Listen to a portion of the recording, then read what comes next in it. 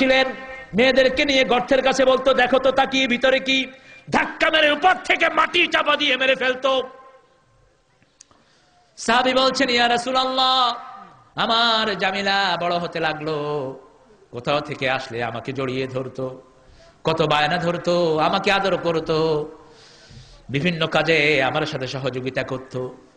একদিন আমার মাথায় জেহালত চাপা দিল, আমি চিন্তা করলাম আমার এই মেয়েটি আরেকজনের বউ হবে, অতএব একে মেরে ফেলি। আমি আমার বিবিকে বললাম সাজিয়ে দাও, তাকে আমি বেড়াতে নিয়ে যাই। মেয়েটি আনন্দে প্রচন্ড উদ্বেলিত, মেয়েটি খুব খুশি, আজকে আব্বুর সাথে আমি বেড়াতে যাব। দুপুরের খাওয়া খেয়ে সবাই বিশ্রামে আছে, আমি মেয়েটিকে নিয়ে বেরিয়ে পড়লাম। স্বাভাবিকভাবে যে রাস্তা দিয়ে মানুষ হাঁটে ওই রাস্তা থেকে আমি একটু নির্জন এলাকার দিকে তাকে নিয়ে চললাম। মেয়েটি বলছে বাবা ওদিকে তো কারো বাড়ি নাই, ওখানে আপনি আমাকে কোথায় নিয়ে যান? আমার পাষাণ হৃদয় তখনও গলল না। আমি আস্তে আস্তে করে নির্জন একটি জায়গায় তাকে নিয়ে গেলাম, বালু খুঁড়তে লাগলাম, আমার কাপড়ে বালু পড়ছে, মেয়েটি বালু সরিয়ে দিচ্ছে আর বলছে বাবা এখানে মাটি খুঁদেন কেন, আপনি আমাকে নিয়ে কোথায় না যাবেন?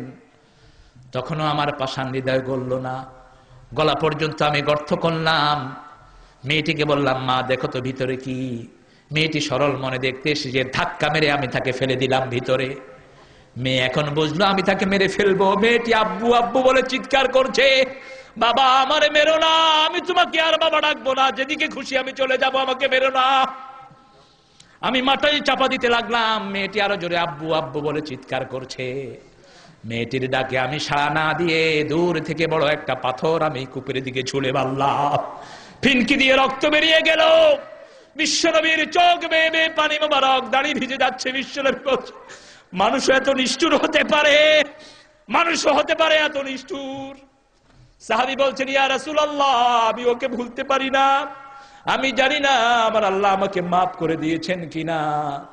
বিশ্বনবী সাল্লাল্লাহু আলাইহি ওয়াসাল্লাম বলছেন আমার আল্লাহ খুশ খবরে দিয়েছেন ইয়া ইবাদিয়াল্লাযীনা সারাফু আলা আনফুসিহিম লা তাকনাতু মির রাহমাতিল্লাহ ইন্নাল্লাহা ইয়াগফিরুয যুনুবা জামিআ ইন্নাহু হুয়াল গফুরুর রহিম। ও আমার মায়ার গোলামেরা, যারা জীবনের উপর সীমা লঙ্ঘন করেছো, অত্যাচার করেছো, জুলুম করেছো, আমার রহমত থেকে নিরাশ হয়ে যায় না।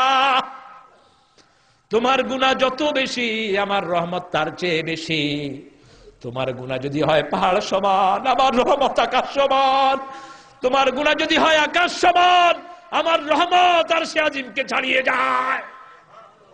যত গুনাহ করবি আমি সব মাফ করে দেব, কারণ আমার নাম রহমান।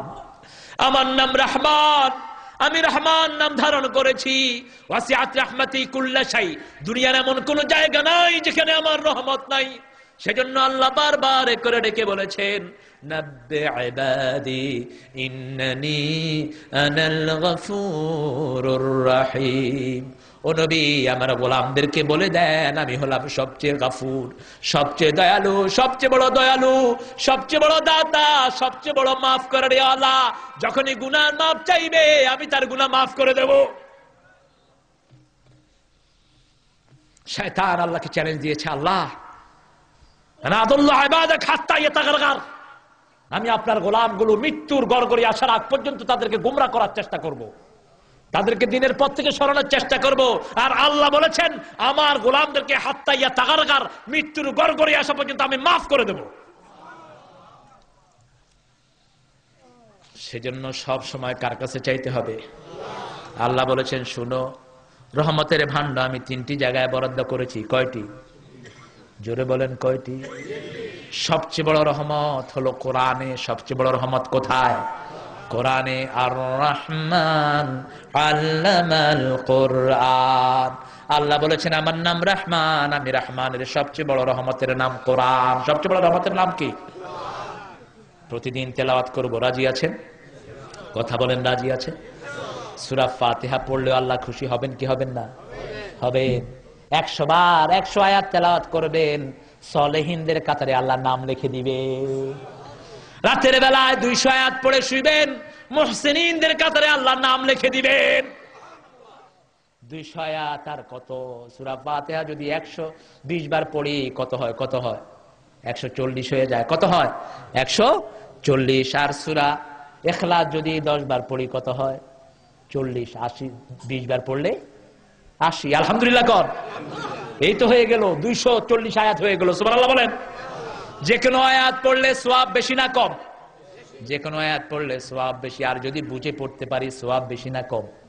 বুঝে পড়লে ডাইরেক্ট আল্লাহর সাথে সম্পর্ক হলো। দুনিয়ার এমন কোন জ্ঞান নাই যেটা আল্লাহ কোরআনে দেন নাই। সুবহানাল্লাহ বলেন। এই জন্য মাদ্রাসার ভিতরে যদি সায়েন্স থাকে, মাদ্রাসার ভিতরে যদি ম্যাথমেটিক্স থাকে, মাদ্রাসার ছেলেরা যত বেশি পারবে দুনিয়ার কোন ইউনিভার্সিটির ছেলেরা এত বেশি পারবে না। ঠিক কিনা বলেন? কারণ কোরআনের সাথে বিজ্ঞানের সম্পর্ক আছে না নাই? বিজ্ঞান হলো ওস্তাদ আর কোরআন হলো কোরআন কিতা হইল কা? কোরআন ওস্তাদ, বিজ্ঞান হলো ছাত্র। বিজ্ঞান কি? যেখানে বিজ্ঞানের শেষ ওখানে কোরআনের শুরু। সুবহানাল্লাহ বলেন। সারা জীবন কোরআন থেকে বিজ্ঞান নিবে, কোরআন থেকে বিজ্ঞান নিবে দুনিয়ার বৈজ্ঞানিকেরা। ঠিক কিনা বলেন? সেজন্য কোরআন যেখানে বিজ্ঞান সেখানে অধম, বিজ্ঞান সেখানে ভিক্ষার পাত্র পেতে থাকে। ও কোরআন, আমাকে কিছু বিজ্ঞান, কিছু সায়েন্স আমারে ভিক্ষা দাও। সারা দুনিয়ার বিজ্ঞান কোরআনের ভিতরে আছে না নাই? আমার নবী বলতেন, দাঁত বেশি করে মাজো, দাঁত বেশি করে মাজো। দুনিয়া থেকে বিদায় হওয়ার আগ মুহূর্তেও বিশ্বনবী মেসওয়াক করেছেন। সুবহানাল্লাহ বলেন। আজকের বিজ্ঞান বলছে যার দাঁত যত পরিষ্কার তার নাড়ি তত ভালো। সুবহানাল্লাহ বলবেন না? আমার নবী সাল্লাল্লাহু আলাইহি ওয়াসাল্লাম বলেছেন ডান হাতে পানি খাও। কোন হাতে? ডান হাতে। আজকের বিজ্ঞান পরীক্ষা করে দেখে পানির লন্টি ডান দিক দিয়ে ঘোরানো, যদি ডান হাত চাপা থাকে বুকে পানি আটকা পড়ে মানুষটা মারা যেতে পারে। এই জন্য আমার নবী 1450 বছর আগে সতর্ক করে গিয়েছেন। সুবহানাল্লাহ বলেন। মোজ ভিজানো পানি খাওয়া হারাম ইসলামে। মোজ ভিজানো পানি খাওয়া কি? তবে রবীন্দ্রনাথের জন্য এটা ছিল হালাল। ওগু তো আর কিতা কইতা জীবনে কোনোটা কাটে নেই। যেখানে যা আছে কোন বাই দিয়া কোনটা গিয়া লাগছে আল্লাহ ভালো জানে। এক মুরব্বী আমার কাছে, আচ্ছা রবীন্দ্রনাথ আম খাইতো কিলাহান? আমি খিলাম রবীন্দ্রনাথ আম খাইতো কেমনে? আমি বলবো কেমনে? এটা যে তারে দেখছে তারাই না বলতে পারে। কয় না, মস্ত ওখানে আসিল, আম হারাইতো কেমনে? আমি বললাম একটা বুদ্ধি আছে, বাঁশ ও হালার হারায়া ওগুলো করে আমরা হারা দিতে।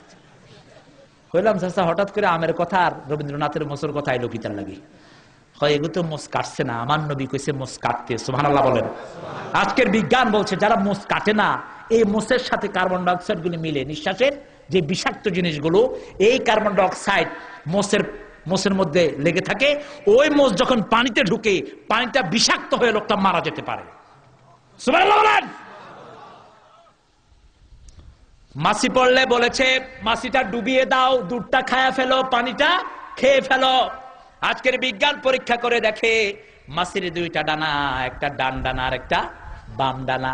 বামপন্থীরা যেমন সমাজের বিস্ফোড়া, ঠিক মাছির বাম ডানাতেও আছে রোগ, আর ডান ডানাতে আছে ওই রোগের ওষুধ। ওই রোগের ওষুধ তো ডুবাইয়া দিলে দুইটা সমান হয়ে গেল, আর কোনো অসুখ নাই। 1400 বছর আগে বলে গেছেন মুহাম্মদুর রাসূলুল্লাহ সাল্লাল্লাহু আলাইহি ওয়াসাল্লাম।